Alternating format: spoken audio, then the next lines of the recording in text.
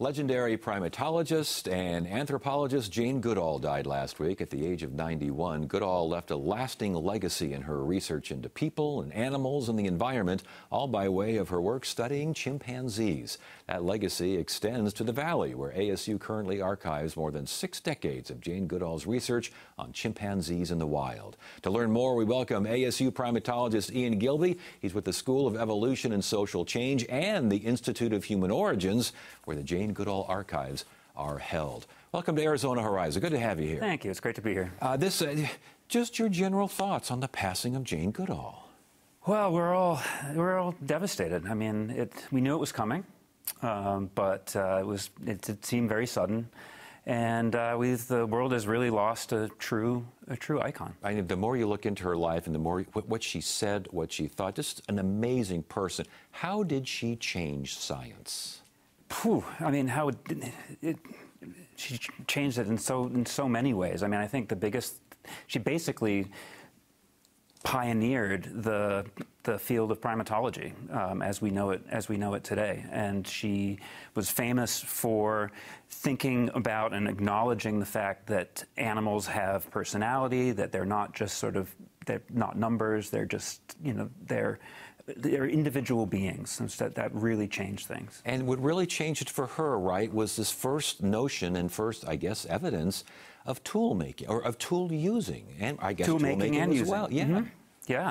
Yeah, I mean, so it's an incredible, it's something I never get tired of watching, this termite fishing behavior. Yes, where they strip leaves off of sticks and then pierce a termite mound, wiggle the stick a little bit, and the soldier termites grab on the end and they pull them out and eat them. It's amazing. And the idea of rational thoughts, the idea of emotion, I mean, hugs and kisses and all that. She saw that out in the wild with these chimpanzees. Yep, absolutely. And that was considered, why was that considered such a surprise? I think, again, at that point in time, people generally, thought of animals as just sort of reactionary things that didn't really have any kinds of emotions or feelings or thought at all. Yeah, we're seeing you out there in the wild there. That's me in the wild. As you're hanging out with your friends there. But again, close bonds with family, close bonds with community. Was she amazed by this? Was she surprised by this? Or was she such a scientist that it was just more evidence? That's a very good question. I don't really know the answer. I doubt that she was surprised, because, I mean, she was very into animals and was very observant before she went to Africa. So I'm sure she knew at that point that, what her feelings about animals were. And then she just saw it reflected in the chimps. And she saw that reflected in humans, did she not? How big a deal was that? Huge, huge. I mean, she was really one of the first, if not the first, to really highlight how similar chimpanzees and humans are in the good and, unfortunately, in the bad as well. Yeah, I'm going to get to that in a second. Okay. But the idea of cooperative hunting, sharing the spoils, the dominant males kind of pushing around, trying to make sure. She documented that. She saw all that. Did it take a while for the chimpanzees to understand that this woman out here was not a threat or prey? Oh, for sure, for sure. I mean, it took months for her to get their trust, if you will. And so she was extraordinarily patient and would go out into the forest. She'd sit up on a spot that would be named Jane's Peak, and she would view the valley, listen to calls, and use her binoculars to observe them. Did she ever think or worry about her presence changing the nature of things? I'm sure she did, and that is something that we are very aware of, that it's impossible to study these animals without being there. Yes. So we don't really know what our effect is going to be.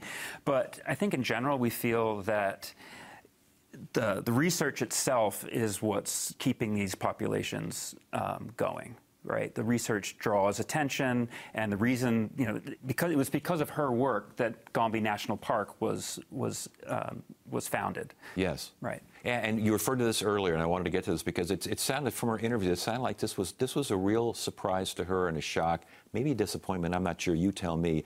The idea that there are warlike actions I mean, chimps can get pretty doggone deadly serious with each other. Yeah, they can be very, they're deadly creatures, and they do not get along with their neighbors. And so she was the first in the Western world to see what basically looked like systematic warfare between two groups. And that was a surprise to her. Oh yeah, yeah.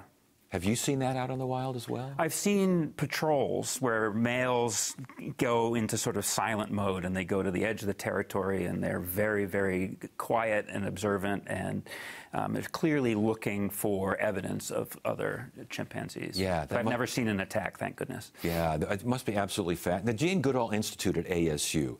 Give us a description. What are we talking about here? Well, we're in the amazing position to have all of the long-term data that have come out of Gombe National Park since Jane started there in 1960. So starting with her initial observations, the initial data collection, data from visiting scientists, PhD students, and so on, and then the bulk of it is data collected by Tanzanian field assistants daily since the late 60s on these chimps. Yeah, yeah.